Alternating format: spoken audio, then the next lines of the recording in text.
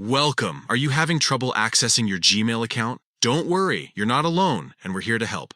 In this updated guide, we'll walk you through simple steps to troubleshoot and resolve your Gmail login issues.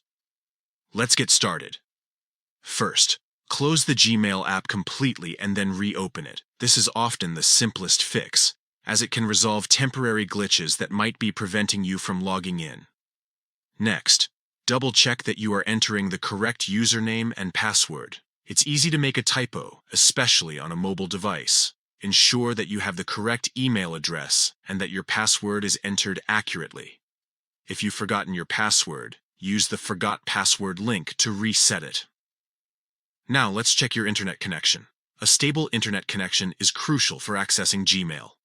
On your device, open the Settings app and click on the network icon.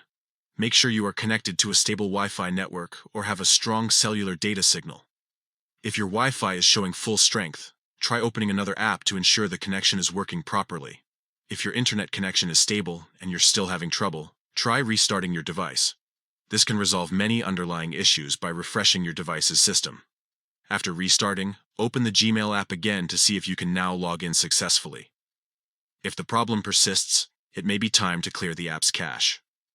Clearing the cache can help remove corrupted or outdated data that might be interfering with the login process.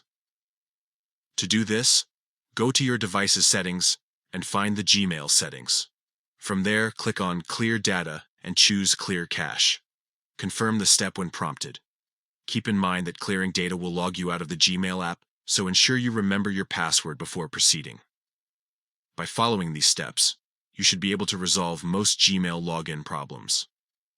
If you are still unable to log in, consider checking the Gmail Help Center or contacting Google Support for further assistance.